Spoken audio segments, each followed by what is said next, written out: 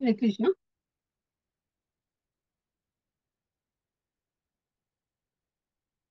जी बोल. सुरू करू शकते माताजी. हो हो, प्लीज प्लीज. हरे कृष्ण. दंडवत प्रणाम सगळ्यांना, आपल्या सर्वांना. आपल्या या गीतामृत शृंखलेमध्ये आजच्या सत्रामध्ये पुन्हा एकदा आपलं इस्कॉन बारामती वैष्णवी समितीकडून मनपूर्वक स्वागत. आज आपण बघतो आहोत श्रीमद भगवद्गीता जशी आहे तशी श्रील प्रभुपाद लिखित यातील 11वा अध्याय विश्वरूप दर्शन योग यातील 52वा श्लोक.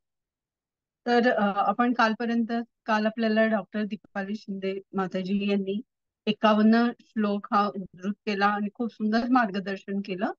तसंच आज आपण 52 नंबर श्लोक हा आज आपण 11व्या अध्यायातील बघणार आहोत. तर त्याआधी मंगलाचरण गाऊन आपण सुरुवात करूया. प्रपन्न पारिजाताय तोत्र व्यतिरेकपाणये ज्ञानमुद्राय कृष्णाय गीतामृतये नमः. नमो विष्णुपदाय कृष्णपृष्ठाय भूतले श्रीमते भक्तिवेदांत स्वामीन इति नामिने. नमस्ते सरस्वती देवे गौरवाणी प्रचारिणे निर्विशेष शून्यवादी पाश्चात्य देश तारिणे.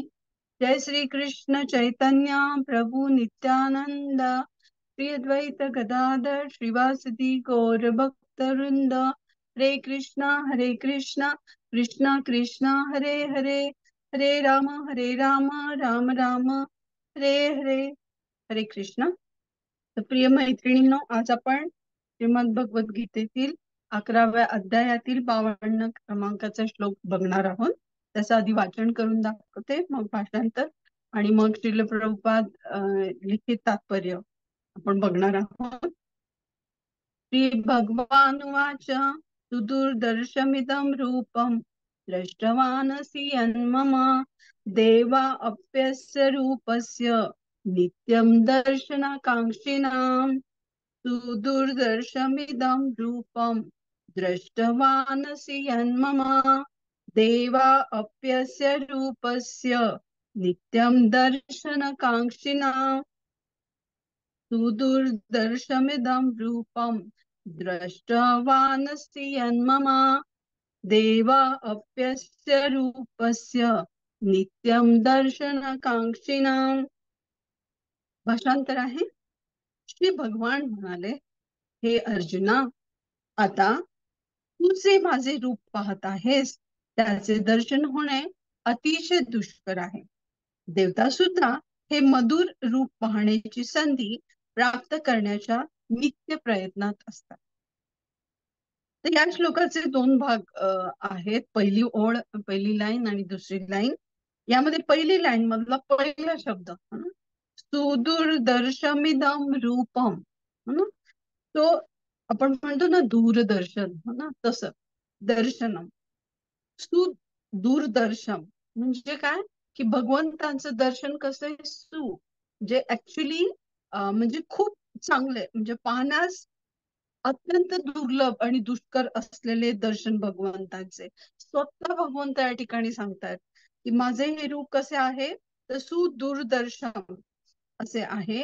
आणि जे तू पाहिले आहेस असं या ठिकाणी म्हणता आहेत, हे अर्जुना, आता तुझे माझे रूप पाहत आहेस त्याचे दर्शन होणे अतिशय दुष्कर आहे.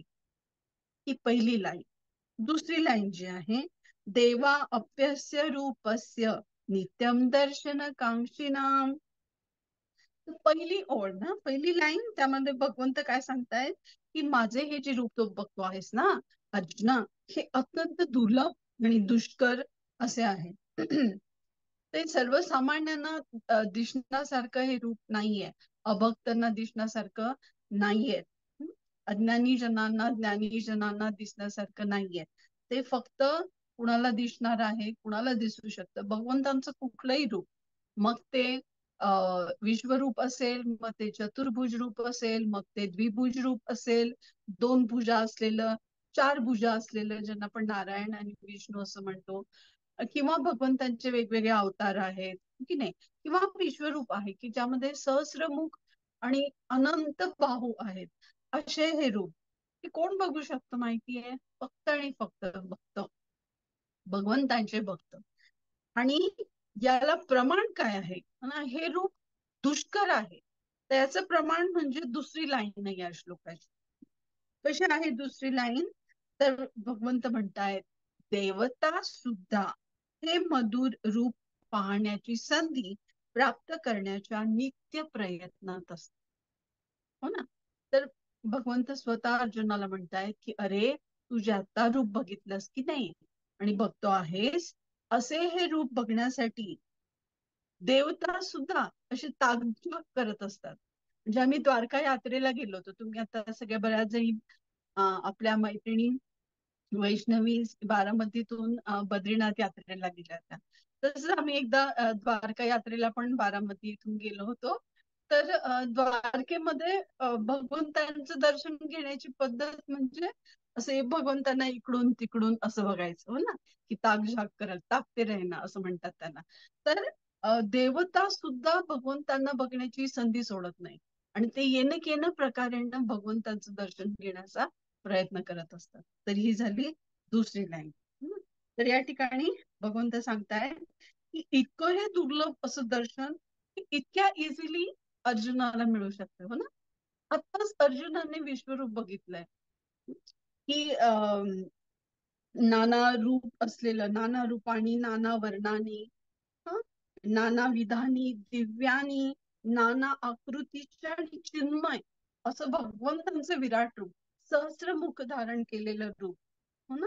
असं भगवंतांनी अर्जुनाला दाखवलं आणि अर्जुन स्तंभित झाले, आश्चर्यचकित झाले. आणि असं हे रूप, त्यामध्ये अजून काय काय बघितलं? सर्व देव तिथं स्थित आहेत. सहस्र शीर्ष बघितले, कालरूप बघितलं. भगवंत म्हणतात की मैं समय हूँ. ते भगवंतांचं काळ रूप आहे. आणि भगवंत हे कसे प्रकृतीचे अंतर्यामी आहेत. मग ते स्वतःला विस्तारित करतात. शिरोदक्षाई विष्णू, कर्णोदक्षाई विष्णू, शिरोदक्षाई विष्णू, गर्भोदक्षाई विष्णू या रूपामध्ये. आणि ते प्रकट आणि अप्रकट स्वरूपात असू शकतात. त्यांचं प्रकट रूप म्हणजे ही प्रकृती आणि अप्रकट रूप, ज्याला आपण म्हणतो की ते जीवाच्या आत्म्यामध्ये किंवा जीवामध्ये परमात्मा रूपाने स्थित असतात. असं हे भगवंताचं अद्भुत असं विश्वरूप भगवंतांनी अर्जुनाला दाखवलं. का? कारण अर्जुनांनी प्रार्थना केली ती हे भगवंत, जर माझ्यामध्ये आपण मला योग्यता प्रदान केली, तर मी आपले विश्वरूप बघू शकेन. इतक्या नम्र भावाने अर्जुनाने भगवंतांना आवाहन केलं. तर नम्रता हा गुण जो आहे तो भक्तांकडे असणं गरजेचं आहे. आणि त्यामुळेच भगवंतांनी ही स्पेशल कृपा, स्पेशल मर्सी अर्जुनाला दाखवली. अजून एकदा एक प्रयत्न केला होता भगवंतांनी दुर्योधनाला देखील विश्वरूप दाखवण्याचा, आपल्या सर्वांना माहिती आहे. पण ते तंतोतंत विश्वरूप नव्हते, थोडीशी ट्रेलर होती. हो ना? जसं पिक्चरच्या आधी ट्रेलर असतो, थोडासा ट्रेलर. तर तसा ट्रेलर दाखवण्याचा प्रयत्न भगवंतांनी दुर्योधनाला केला होता. शांती प्रस्ताव, शांती पर्व मध्ये आपण महाभारताच्या बघू शकतो. आणि अद्वैताचार्य यांना सुद्धा चैतन्य महाप्रभू विश्वरूप दाखवतात. हे विश्वरूप याच्या आधी, अर्जुनाच्या आधी कोणीच बघितलेलं नव्हतं. भगवंतांनी हे रूप कोणालाही दाखवलेलं नाही अर्जुनाच्या. आपण तरी बघतो भगवद्गीता, भगवंतांनी आपल्या परंपरेमध्ये आपण बघतो की विवस्वान, सूर्यदेव, इक्ष्वाकू वगैरे यांना नारद मुनी असतील, ह्या परंपरेतून हे भगवद्गीतेचं ज्ञान आलेलं आहे. पण विश्वरूप हे अर्जुनाच्या आधी कोणीच बघितलेलं नव्हतं. हो की नाही? आणि भगवंतांनी स्पेशल कृपा त्यांच्या भक्तावरती, मित्रावरती, सखा म्हणजे अर्जुन सखा आणि मी एक काय याच्यावर करायला केलेली पाहिजे आहे. ही काय झालं तिथे एक त्यांची भांडणं म्हणतात करायला त्याला माहितीये का? आबा मंडला दे करायला ती गेली. आम्ही गेलो ती काय म्हणजे माहितीये का? हा. तुम्हाला हरी बोल. एकच मिनिट थांबा नित्या, एकच मिनिट हं. परत एकदा अनम्यूट करतो.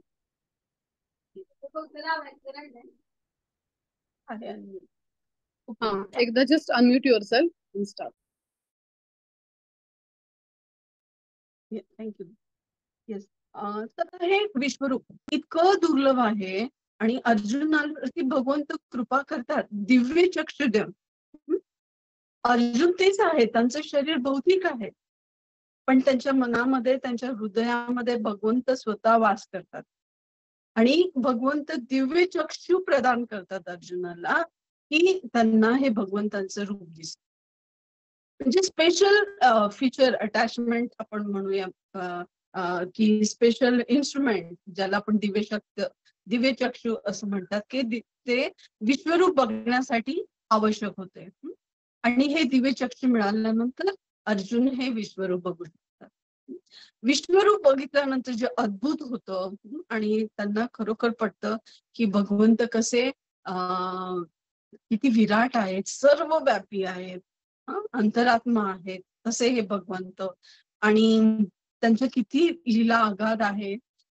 ते किती 6 प्रकारचे अवतार धारण करतात, लीला अवतार, पुरुष अवतार, गुण अवतार, मन्वंतर अवतार, वैश्वित्यावेश अवतार, विविध अवतार, असे किती शेकडो हजारो विष्णू रूपामध्ये स्वतः भगवंत विस्तारित करतात. तर प्रश्न पडला अर्जुनाला ना की हे भगवंतांना सुद्धा वाटतं, शंका येते की अर्जुनाला आता वाटेल की हे विश्वरूपच श्रेष्ठ आहे, कारण एकतर हे बघण्यासाठी स्पेशल दिव्य चक्षुची गरज पडली, हो की नाही. आणि भगवंत अर्जुनाशी कसा संवाद करता आहेत, द्विभुज रूपामध्ये, हो ना. आपण जसं मैत्रिणीशी गप्पा करतो, ओके, त्या पद्धतीने त्यावेळेला भगवंतांचे द्विभुज रूप आहे, हो की नाही. तर 2 भुजा असलेलं रूप आहे. मग या ठिकाणी भगवंतांना डाऊट येतो की अर्जुनाला वाटेल की आता हे विश्वरूपच श्रेष्ठ आहे, हो की नाही. तर कारण काय आहे, गोलोकधामामध्ये स्वतः भगवंत द्विभुजधारी आहेत, श्यामसुंदर आहेत आणि त्यांचे हे रूप खूप आकर्षक आहे, हो ना. तर एक मग इतकं हे अद्भुत असं रूप बघितल्यानंतर भांबावलेले अर्जुन जे आहेत ते पॉज घेतात आणि भगवंतांना म्हणतात की भगवंत, आपण आपल्या चतुर्भुज रूपामध्ये या, नारायण रूपात या. आणि त्यानंतर भगवंत स्वतः द्विभुज रूपामध्ये येत, ओके. तर यामध्ये आपल्यालाही प्रश्न पडतो की नाही, की विश्वरूप श्रेष्ठ आहे भगवंतांचं, का चतुर्भुज रूप आहे, का द्विभुज रूप आहे. तर भगवंत या ठिकाणी म्हणतात की भगवंतांचं विश्वरूप तर आपण नाहीच पाहू शकतो ना, पण त्यांचं द्विभुज रूप बघणे त्याही दुर्लभ आहे. म्हणजे एक वेळ विश्वरूप बघणं तरी सोपं आहे, पण भगवंतांचं द्विभुज रूप बघणं अजूनही त्यात डिफिकल्ट, अवघड आहे.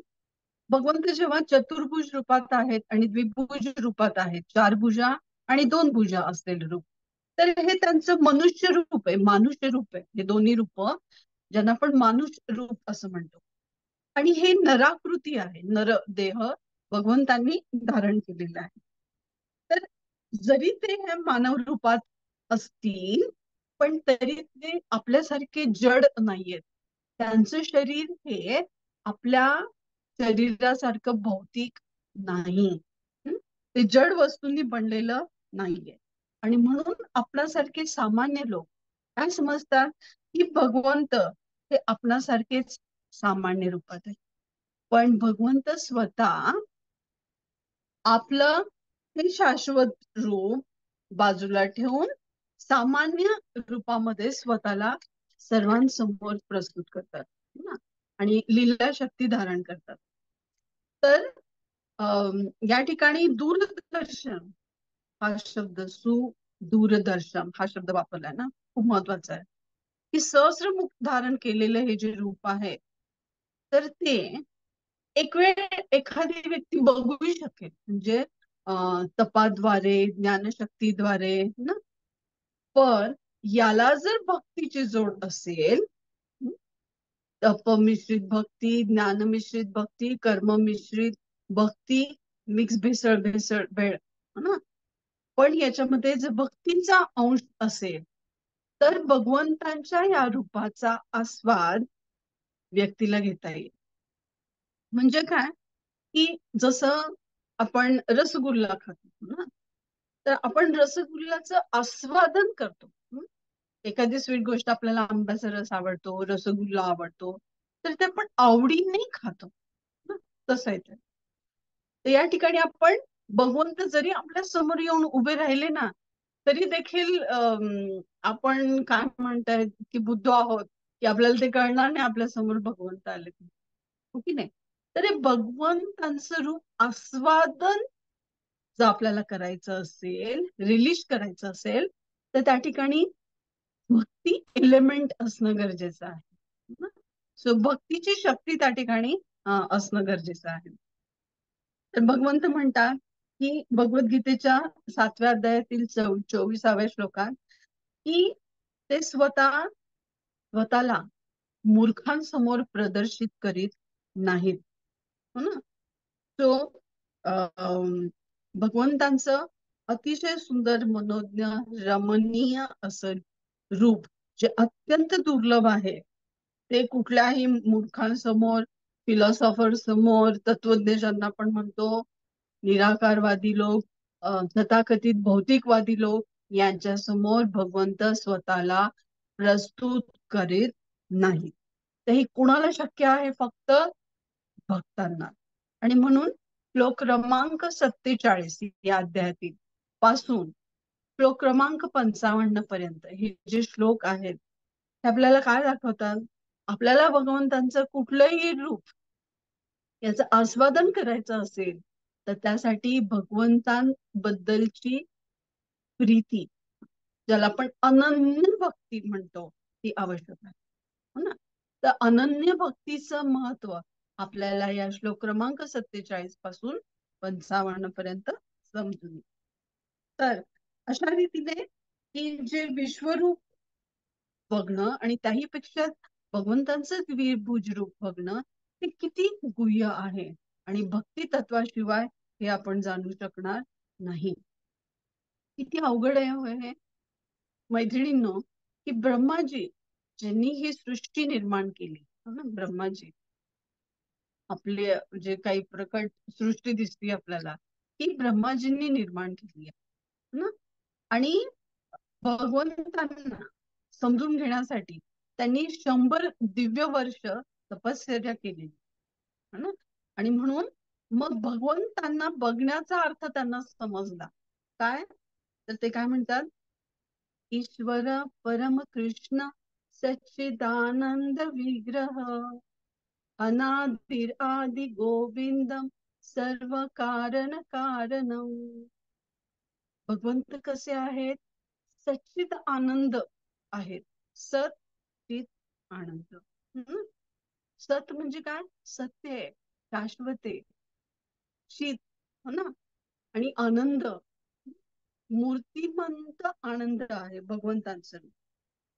आणि हे जे आपल्याला जे ब्रह्माजींना समजलं ना, जे आपल्याला समजायचं असेल तर यासाठी आपल्याला आस्वादन करता यायला पाहिजे. आणि त्यासाठी एक गोष्ट गरजेची आहे आणि ते म्हणजे कृष्ण प्रीती. काय गरजेचं आहे? कृष्ण प्रीती आवश्यक.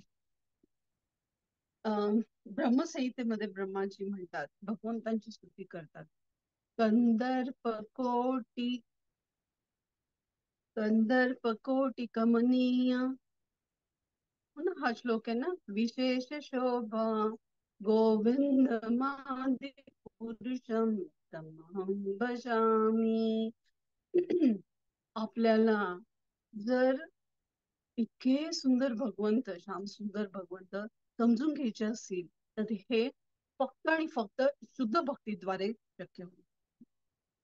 आपण श्रीमद भागवताच्या 10व्या स्कंदात बघू शकतो की भगवंतांचा तथाकथित जन्म, भगवंत अनादि आहे, आदि पुरुष आहे, परंतु लीला करण्यासाठी त्यांनी जन्म घेतला, ते प्रकट झालेत, हो ना. आणि त्यांचं प्राकट्य कसं आहे तर त्यांनी आधी हृदयाद्वारे देवकीच्या हृदयात प्रवेश करून आणि मग गर्भस्थ झाले स्वतः भगवंत. हो की नाही. वासुदेवांच्या हृदयातून देवकीच्या हृदयात गेले आणि देवकीचं रूपच पालटलं देवकी मातेचं. तर त्या अत्यंत तेजस्वी दिसायला लागल्या, सो मैत्रिणींनो, आपल्या सगळ्यांना प्रेग्नन्सीचा अनुभव आहे, पण या ठिकाणी आधी 7 बालकांचा वध झालेला आहे गर्भातच. हं? जन्म झाल्या झाल्या ऑलमोस्ट ते अर्भक मारलं जात असे कंसाकडून, आणि आता हे 8वं बालक असणार. पण न जाणो देवकींना असं जाणवत होतं आतून की काहीतरी वेगळं आहे. आणि देवकी माता यांचं रूप हे दिवसेंदिवस तेजस्वी बनत गेलं, आणि चमत्कारिकरित्या देवकी माता या देवरूप झाल्या. ते कशामुळे शक्य झालं? स्वतः भगवंत त्या ठिकाणी गर्भामध्ये अवस्थित झाले, त्या ठिकाणी प्रकट झाले, हो की नाही? आणि अं, जन्मताच त्यांनी कुठलं रूप बघितलं? भगवंतांचं चतुर्भुज रूप बघितलं.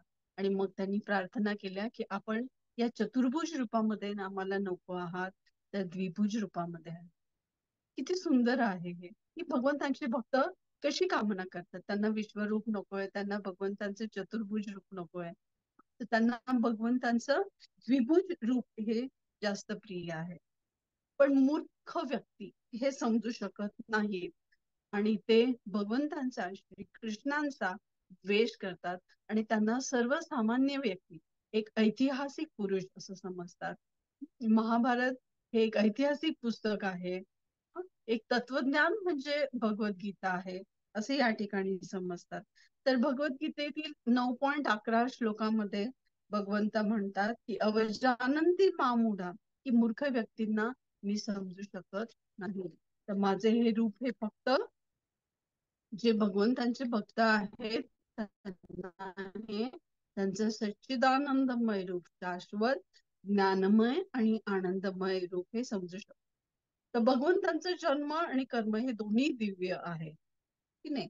आणि त्यांचं शरीर हे भौतिक नाही आहे. पण बरेच लोक आपण बघतो की जे भगवद्गीता वाचतात, हं, आणि भगवद्गीता वाचून खरं तर लोक भक्त झाले पाहिजे की नाही? पण तसं होत नाहीये ना. कारण का? ते जे ज्ञान आहे ते परंपरेच्या मार्फत आलेलं नसतं. मत परतत्पर ज्ञानवर. तर ही जी लोक आहेत जे अनुवाद करतात बाकीचे तथाकथित, तर ते भगवंतांना श्रेष्ठ समजत नाही हो. ते एक व्यक्ती असं समजतात भगवान श्रीकृष्णांना ते ऐतिहासिक व्यक्ती आहेत असं समजतात. आपण सर्वसामान्य व्यक्ती, जर आपल्याला भगवंतांबद्दलचं ज्ञान मिळवायचं असेल, भक्ती करायची असेल, तर आपण आपल्या आचार्यांद्वारा आपण त्यांना समजू शकतो. आणि असं म्हणतात की जर दिव्य गोष्टींनाच आपण भौतिक समजलो, आणि जर भौतिक गोष्टींनाच आपण दिव्य समजलो, तर हा अपराध आहे. भगवंत दिव्य आहेत आणि आपण त्यांना भौतिक समजतो, अपराध आहे. आणि जे भौतिक तथाकथित साधू लोक फिरतात आजूबाजूला फसवेगिरी करणारे, तर त्यांना आपण दिव्य समजतो. असे भरपूर उदाहरण समाजामध्ये आपल्या समोर आहेत. तर काय योग्य आहे ना? आपण सर्वजणी ज्ञानी आहात, हुशार आहात, समजूतदार आहात. तर आपल्याला माहिती आहे की परंपरेतून जे ज्ञान येत आहे ते आपणासारख्यांना गरजेचं आहे. की कुठलेही अनुमान काढून, कुठलंही वाक्य काढून कोण भगवंत आहेत, हं? शिवजी भगवंत आहेत का? का ब्रह्माजी भगवंत आहेत का? तर ह्या सगळ्या गोष्टी याला आपण अनुमान ज्ञान म्हणतो, अनुमानाच्या आधारित. तर परंपरेतून आलेलं जे ज्ञान आहे ते सर्वात श्रेष्ठ आहे. आणि अर्जुनाला देखील काय भावलं? तो स्तंभित झाला भगवंतांचं विश्वरूप बघून, पण त्यांना देखील कुठलं रूप आवडलं? भगवंतांचं साकार रूप, हो ना? तर भगवंतांचं हे जे साकार रूप समजून घ्यायचं असेल, त्यांच्या दिव्य गोलोकधामामध्ये जर जायचं असेल, तर त्यासाठी दिव्य विधी आहे. काय? तर प्रामाणिक गुरूंकडून श्रवण करणं. तर आपल्या जीवनामध्ये आपण श्रवण आणि कीर्तनादी जर भक्ती केली, श्रवण कीर्तनादी जर भक्ती केली, तर आपण या जन्मामध्ये भगवंतांना समजू शकतो. एवं परंपरा प्राप्त हा श्लोक आहे की नाही? की परंपरेतून आलेलं ज्ञान हे सर्वात श्रेष्ठ आहे. तर असं म्हणतात की भगवंत hear hear and you will be dear to me. तुम्ही माझ्याबद्दल ऐका, माझ्या लीलांचं श्रवण करा, तर तुम्ही मला प्रिय होणार आहात. स्वतः भगवंत हे योग माया शक्तीने आच्छादित आहेत. ते मायाधीश आहेत. असं नाही की त्यांना मायेने जखडून ठेवलेले आहेत. ते मायेला कंट्रोल करणारे आहेत. त्यांनी स्वतःला आच्छादलेलं आहे ना. आणि असे जे हे भगवंत आपल्या दृष्टीपथात हवे असतील तर आपल्या भोवतीचे जे पटल आहे दूर करण्यासाठी, म्हणजेच भगवंतांना आपणासमोर प्रकट करण्यासाठी आपल्याला निष्कपट राहून अनुकूल पद्धतीने निरंतर भाव ठेवून जर भक्ती केली तर आपल्याला भगवंत समजतो. तर 1.3.31 श्रीमद भागवतातील श्लोकात की प्रेमांजन छुरीत भक्ती विलोचनेनं, हा श्लोक आहे ना, की भगवंत प्रेमाचे भुकेलेले आहेत. ते प्रेमाने बांधले जातात. यशोदेचं बघतो आपण ना, की यशोदेने भगवंतांना बांधून ठेवलं. का शक्य झालं हे? जे कुणालाही शक्य नाहीये. इतके बलाढ्य किती राक्षस आणि कोण कोण आलेले असतील त्यांना शक्य झालं नाही, पण यशोदेला प्रेमाने ते बांधले गेले, हो की नाही. तर असे हे परमसत्याला जे परमसत्य भगवंत आहेत त्यांना जर समजून घ्यायचं असेल तर आपल्याला भक्ती मार्गाशिवाय दुसरा कुठलाही उपाय नाही ना. तर श्री रूप गोस्वामी पाद त्यांच्या भक्ती रसामृत सिंधू मधला हा खूप सुंदर श्लोक आहे. अन्य अभिलाषिता शून्यम ज्ञान कर्मादि अनावृतम अनुकूलेन कृष्णानुशीलनम भक्तिरुत्तमा. अन्य अभिलाषिता शून्य, कुठलीही इच्छा न बाळगता भक्तीला अनुकूल राहून कसं ना, दोन प्रकारच्या डेफिनेशन व्याख्या वापरलेल्या आहेत या श्लोकामध्ये. अन्य अभिलाषिता शून्यम ज्ञान कर्मादि अनावृतम, म्हणजे काही ज्ञान दिसत नाही ना. अन्य अभिलाषिता शून्यम, शून्यम पण दिसत नाही, अभिलाषिता शून्यम पण दिसत नाही ना. तो तटस्थ लक्षणम याच्या बेसिसवरती ही व्याख्या आहे. अन्य अभिलाषिता शून्यम ज्ञान कर्मादि अनावृतम अनुकूलेन कृष्णानुशीलनम.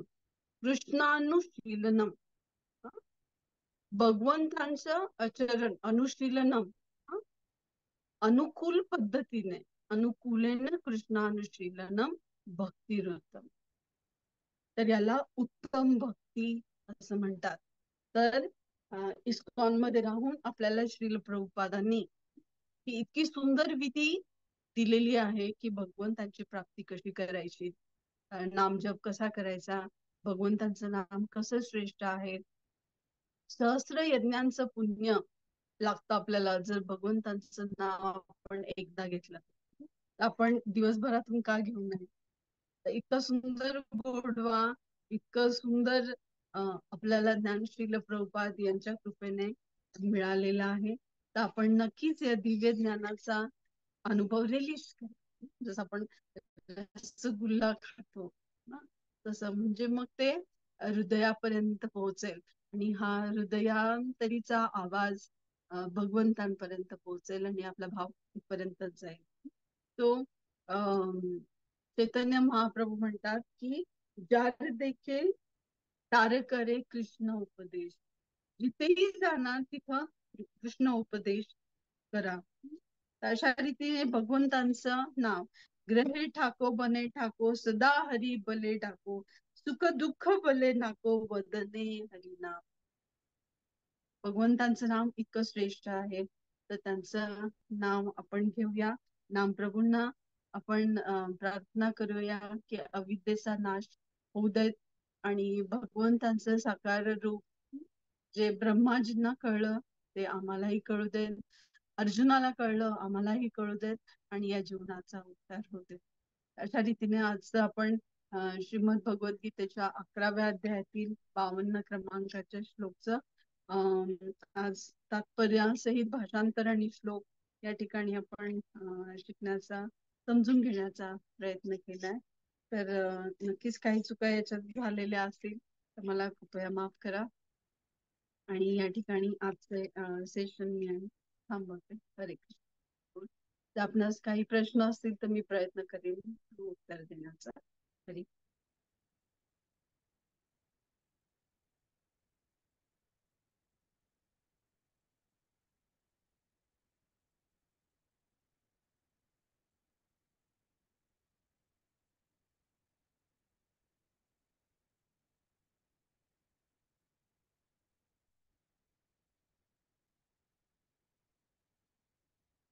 हरी बोल.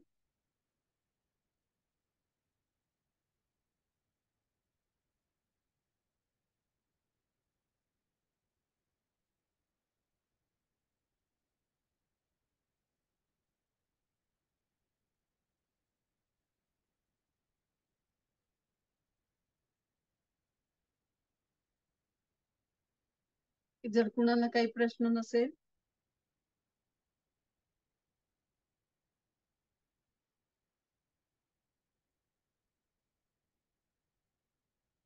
दीपाली माताजी. येस माताजी. थँक्यू माताजी. हरी बोल. हरी. एक मिनिट मी अनम्यूट करते.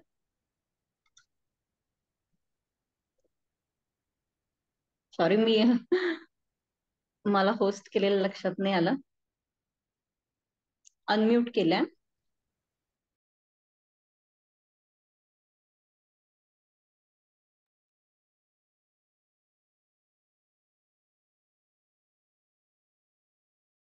नाही केलं वाटतं unmute.